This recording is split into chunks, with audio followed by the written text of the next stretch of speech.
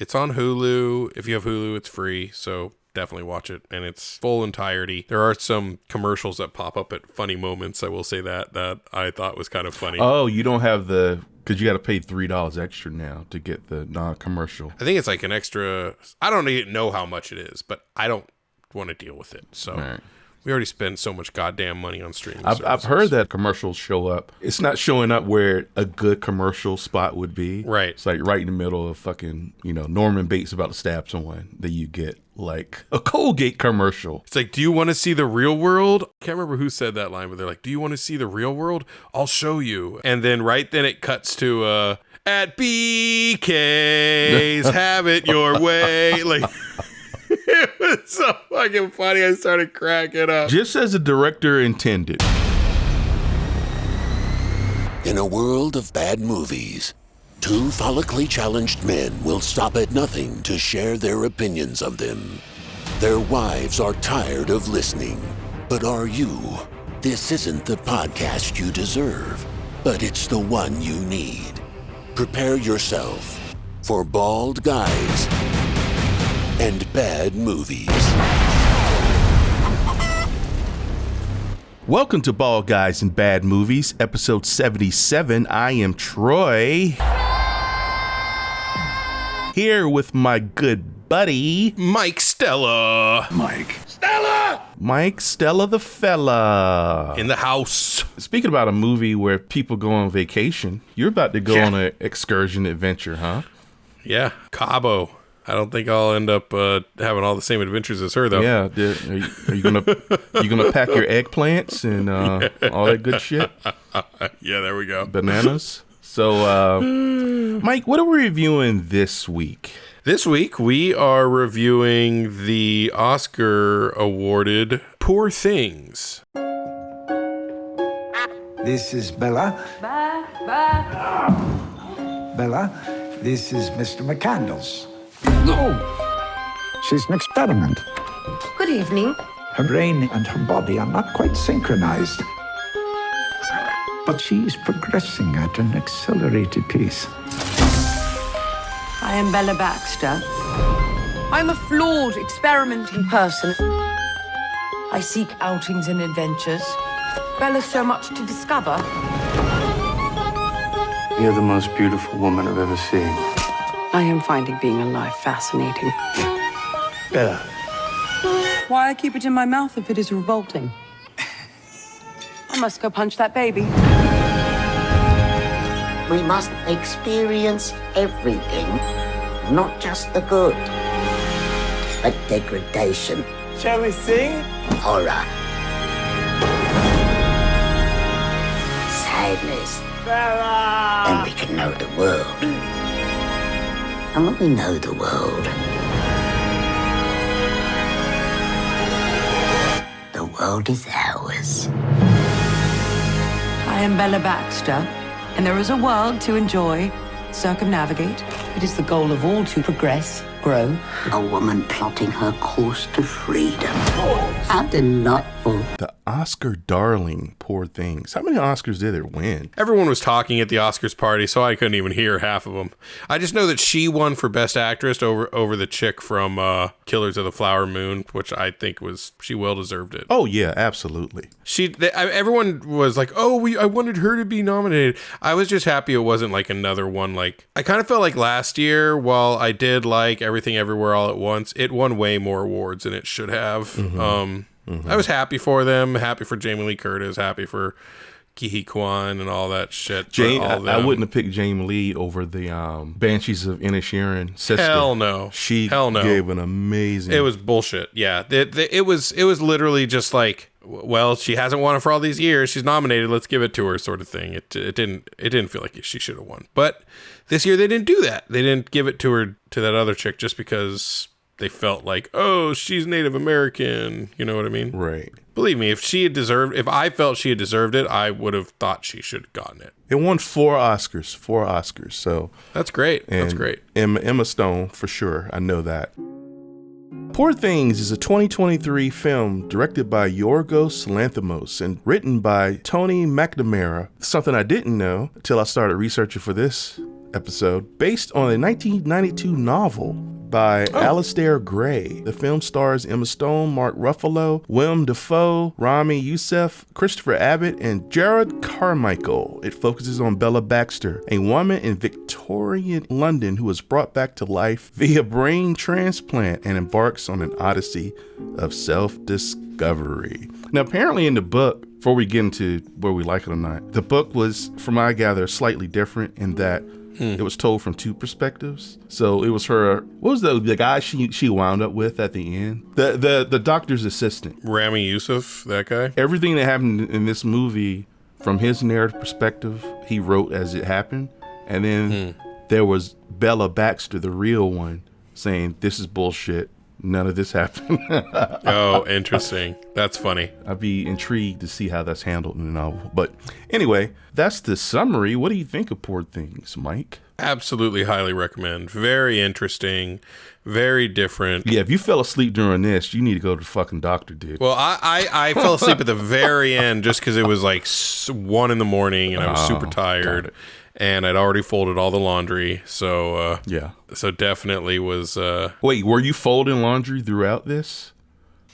Yes. Oh. But just because we needed to fold laundry, not because I wanted to. We're going out of town. We're going to Cabo soon, so I needed to make sure all our laundry is ready to be packed. Whatever we need to pack is ready to be packed. All right.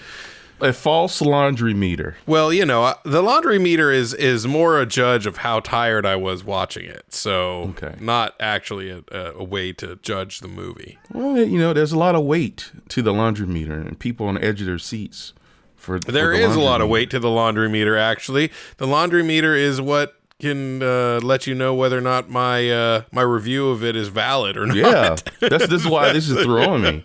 You did laundry, but it was not a laundry meter red light. You know what I mean? Yeah, no, definitely not. It wasn't a DEF-CON laundry situation. I thought it was really interesting and good. Very explicit. Like I definitely appreciated you know, all the sex and nudity and shit. It was fun. But it wasn't even like.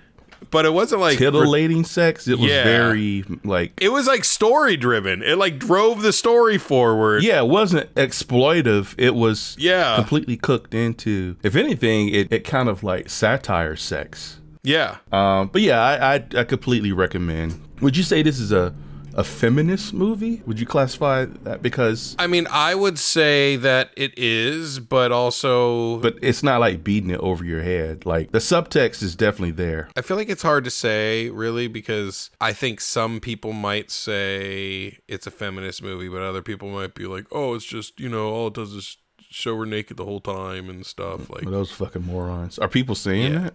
Or you just no? I'm just saying. I know, like, they probably are saying that, but I'm wondering if you read. I don't like making that distinction unless it's glaringly obvious. You know what I mean? I just don't like to be the one to make that distinction. Let me put it that way. Well, I'll say Emma Stone completely deserved this Oscar. Oh, yeah, what a brave, fearless performance. Please watch this movie. Don't listen from this point on, because it's going to be loaded with spoilers, and you just need to experience this as a fresh thing. Definitely go and watch it. It's on Hulu. Switch out this podcast. We say go watch it. Come back and finish it up once you've watched it.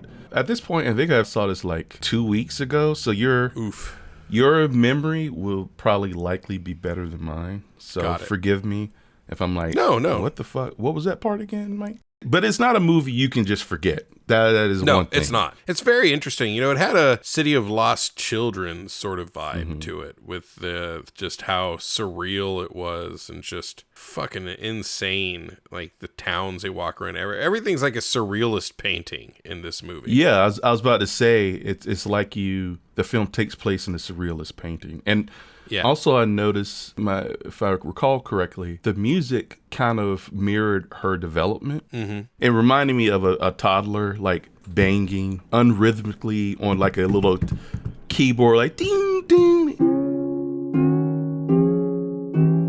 I didn't even notice that, but yeah, totally. And then, as she matured, the music score seemed to mature.